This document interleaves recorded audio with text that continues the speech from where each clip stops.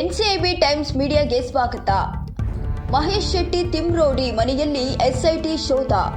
ಚಿನ್ನಯ್ಯಗೆ ಸಂಬಂಧಿಸಿದ ವಸ್ತುಗಳು ವಶಕ್ಕೆ. ಧರ್ಮಸ್ಥಳದ ಬುರುಡೆ ಪ್ರಕರಣದ ಬಗ್ಗೆ ತನಿಖೆ ಚುರುಕುಗೊಂಡಿದೆ.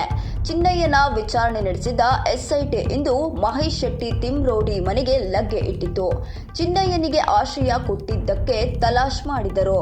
ಈ ವೇಳೆ ಸಿಸಿಟಿವಿ, ಡಿವಿಆರ್, ಐಡಿ ಕಾರ್ಡ್ಗಳು ಮತ್ತು ಆಂಡ್ರಾಯ್ಡ್ ಫೋನ್ ವಶಕ್ಕೆ ಪಡೆದಿದ್ದಾರೆ.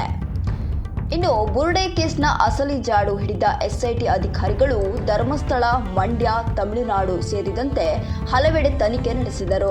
ಇದೀಗ ಬುರುಡೆ ಮ್ಯಾನ್ ಚಿನ್ನಯ್ಯ ಎಲ್ಲಿದ್ದ ಎಂಬ ಬಗ್ಗೆ ವಿಚಾರಣೆ ನಡೆಸಿದಾಗ ಆತ ಹೇಳಿದ್ದು ಮಹೇಶ್ ಶೆಟ್ಟಿ ತಿಮ್ಮರೋಡಿ ನಿವಾಸ.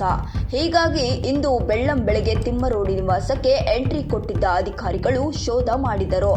ಬಟ್ಟೆ, ಬ್ಯಾಗ್ ಪರಿಶೀಲಿಸಿ ಸಿಸಿಟಿವಿ, ಡಿವಿಆರ್, ಚಿನ್ನಯ್ಯಗೆ ಸಂಬಂಧಿಸಿದ ಐಡಿ ಕಾರ್ಡ್ಗಳು ಸೇರಿದಂತೆ ಆಂಡ್ರಾಯ್ಡ್ ಫೋನ್ ಅನ್ನು ವಶಕ್ಕೆ ಪಡೆದಿದ್ದಾರೆ. ತಿಮ್ರೋಡಿ ಮನೆಯಲ್ಲಿ ಎಸ್ಐಟಿ ಶೋಧ. ಚಿನ್ನಯ್ಯನಿಗೆ ಆಶ್ರಯ ನೀಡಿದ್ದು ಯಾರು ಅನ್ನೋ ಪ್ರಶ್ನೆಗೆ ಬುರುಡೆ ಮ್ಯಾನ್ ಬೆರಳು ತೋರಿಸಿದ್ದು ಇದೇ ತಿಮ್ರೋಡಿ ಮನೆಯತ್ತ. 2 ತಿಂಗಳ ಕಾಲ ತಿಮ್ರೋಡಿ ಮನೆಯಲ್ಲಿ ಆಶ್ರಯ ಪಡೆದಿದ್ದಾಗಿ ಚಿನ್ನಯ್ಯ ಬಾಯ್ಬಿಟ್ಟಿದ್ದ. ಹೀಗಾಗಿ ಇಂದು ಶೋಧಕ್ಕಿಳಿದ ಅಧಿಕಾರಿಗಳು ಚಿನ್ನಯ್ಯ ತಿಮ್ರೋಡಿ ಮನೆಯಲ್ಲಿ ಯಾವ ಸಮಯದಲ್ಲಿ ಏನೇನು ಮಾಡ್ತಿದ್ದ, ಎಸ್ಐಟಿ ಕಚೇರಿಗೆ ಹೋಗುವ ಮುನ್ನ, ಹೋಗಿ ಬಂದ ನಂತರ ಏನ್ ಮಾಡ್ತಿದ್ದ ಎಂಬುದನ್ನು ಜಾಲಾಡಿದ್ದಾರೆ. ಇನ್ನು ಆರೋಪಿ ಚಿನ್ನಯ್ಯ 2 ತಿಂಗಳಿಂದ ಯಾರನ್ನ ಭೇಟಿ ಮಾಡ್ತಿದ್ದ, ಯಾರಿಗೆ ಸಂದರ್ಶನ ನೀಡಿದನೆಂಬ ಬಗ್ಗೆ ಎಸ್ಐಟಿ ಮಾಹಿತಿ ಸಂಗ್ರಹಿಸಿದೆ. ತಿಮ್ರೋಡಿ ಮನೆಗೆ ಯಾವಾಗ ಬಂದೆ, ಎಷ್ಟು ದಿನಗಳಿಂದ ವಾಸವಿದ್ದೆ, ಯಾರು ಜೊತೆಗಿದ್ದರೆಂದು ಚಿನ್ನಯ್ಯನನ್ನ ವಿಚಾರಣೆ ನಡೆಸಿ ರೆಕಾರ್ಡ್ ಮಾಡಲಾಗಿದೆ. ಚಿನ್ನಯ್ಯಗೆ ಎಸ್ಐಟಿಯಿಂದ ಪ್ರಶ್ನೆಗಳ ಸುರಿಮಳೆ.